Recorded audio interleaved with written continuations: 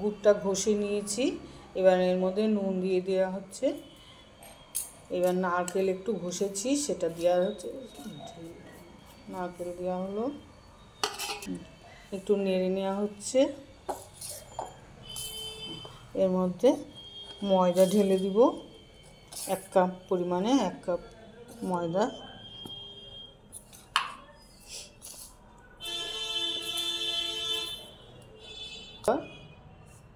দেড় কাপের মতন চালের গুঁড়ি মিশিয়ে দিচ্ছি এর মধ্যে।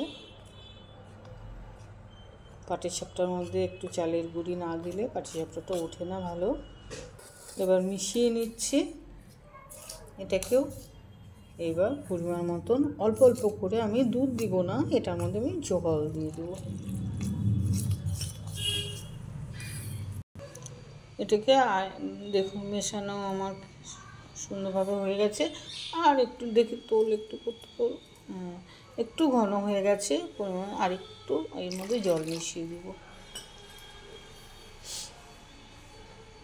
এইভাবে এটাকে গুলে নিতে হবে। কড়ার মধ্যে পাটিসাপটা তৈরি করব, কারণ তাওয়াতে না আমার ভীষণ অসুবিধা হয়ে যায়, ওই জন্য কড়ার মধ্যে করব পাটিসাপটাটা।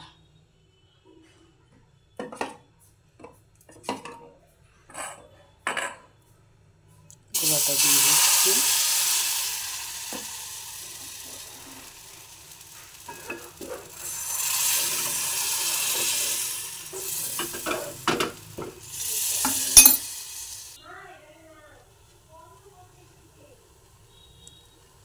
সন্দেশটা দিয়ে দিচ্ছি, আমি সন্দেশ দিয়ে তৈরি করছি।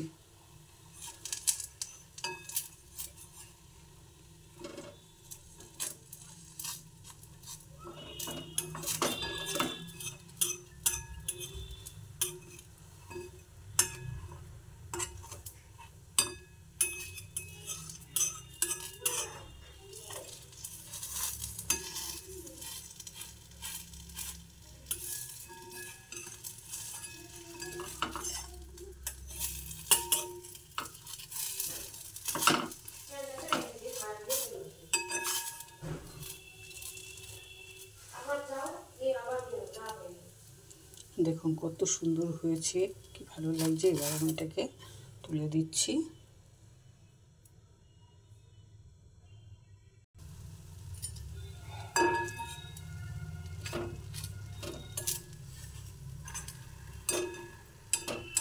দেখুন কি সুন্দর উঠে যাচ্ছে এগুলো। খেজুরের গুড় দিয়েছি এর মধ্যে।